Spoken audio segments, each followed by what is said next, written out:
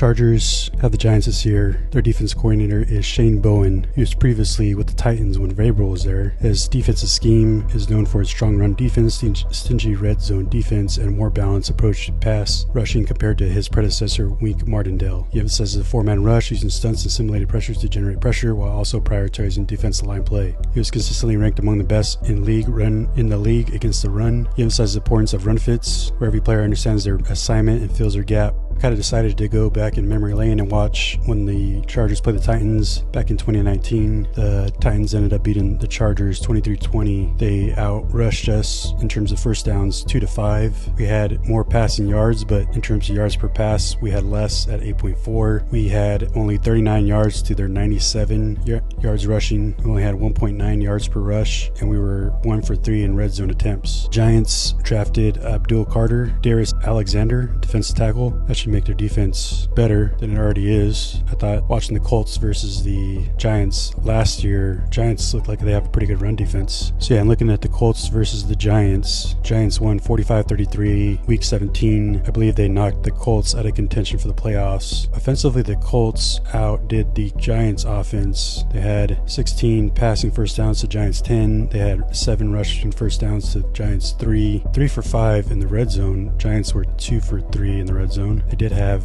3 turnovers, 2 interceptions, and 1 fumble was lost. Malik Neighbors had 7 receptions for 171 yards on 8 targets. So it seems like the Giants were just really explosive. Drew Lock was only 17 of 23 for 309 yards, 13.4 average, 4 TDs. So I'm looking at the Giants defense on this first play. They ran kind of it's almost like a cover 0 look, like a short cover 4. Safeties were down. They definitely try to slant towards the direction of the run on this next play. Number 5 takes an inside cut and it kind of disrupts the play. They have the center. It's almost like he was trying to pull. So I think what would make this play better if they play it that way is to combo block on 95 and then have the tackle climb to the second level. On the next play, it's a 2x2. Looks like it's a Tampa 2. Do a little post corner. Next play action zone. They do a little deep cross. It looks like the underneath route is open, but he tries to go for the deep one and he's not there. Next play is 2x2, cover 1 man. They just do a curl route, easy completion. Next play is a zone right. Not sure what the coverage was, but it looks like a cover 0 almost. Flacco, I think, messes the handoff up and has to keep it himself. Number 47, he's really aggressive. He loves to flow downhill very quickly. So I'm thinking a play action over the middle should be open. Their edges or in this case, it's the far left outside linebacker, number 45. He does a good job setting the edge and then also squeezing the gap. Here they start in 3x1. They motion into a 2x2. I believe it's cover 1 man. They do a premeditated slant to the right, and it kind of works out well for the Giants because the center is fakes like a trap block. The running back probably should have gotten help with the nose tackle, and Flacco has to get the ball out quickly. Ends up getting intercepted. It's a nice catch.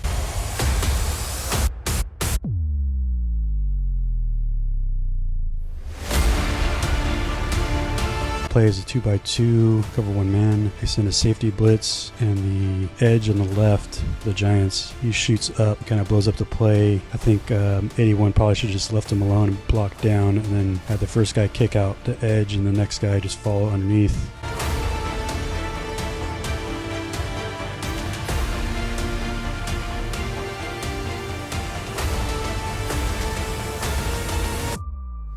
Next play is a 2x2, cover 1 man. Giants slant to the right while also blitzing the safety. Joe Flacco feels the pressure, he steps up, but is able to get a completion.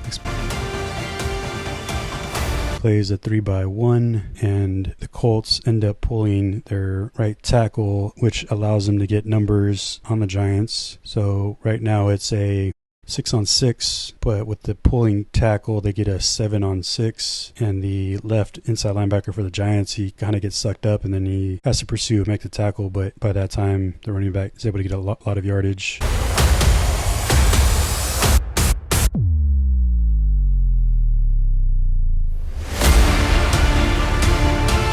So this defense, I feel like it's kind of vulnerable to outside runs because their players tend to take inside shades, starting from the A gap to the B gap. It's another zone run. They do a good job with inside runs, squeezing it down by 0, drives the tight end back and shrinks the gaps. Probably would have been better for Taylor to bounce this outside. Plays a tackle trap, tackle misses his block, but Taylor is able to bounce it to the outside and get some yardage out of it. On this play, Colts don't block the edge on the right for the Giants, and they catch him in a man coverage, and the wide receiver just beats his guy to the outside for a lot of yardage. So Colts are able to get numbers advantage on the Giants. Next play, they pull a tackle, and everything starts with the right defensive tackle. He's essentially trying to cover the A gap. The left inside linebacker, he's getting the B gap. The edge is getting kicked out, and the right inside linebacker is trying to play both the B and C gap, when he probably should just be playing the C. Number 91, I think, tight end, does a good job blocking him. Taylor reads it well, bounces it to the outside, gets a lot of yardage.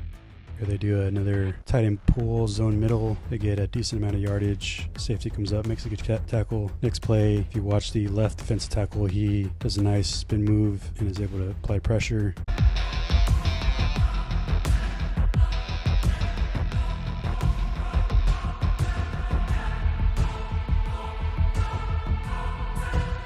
Here's another outside run. They pull the tackle block down with the wide receiver. It works because none of the pullers get disrupted. They only get about 2 yards on that play though. Next play, they do a slide left blocking. The running back doesn't get the safety blitzing, and Flacco has to throw it high for incompletion.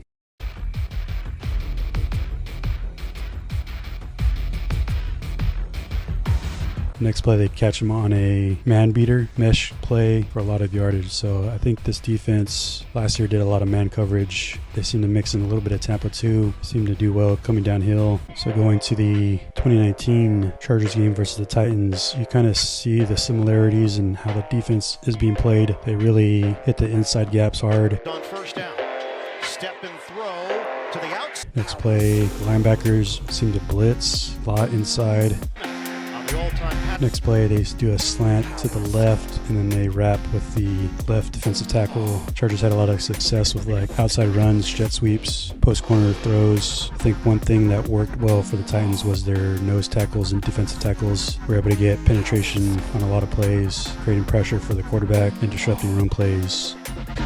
Landing on his left shoulder, that could not feel too good, but what an effort out of a tight end. He's 6'5", 200. Shotgun Rivers, Jeremy Davis, the motion man. They give it to Gordon. Gets to the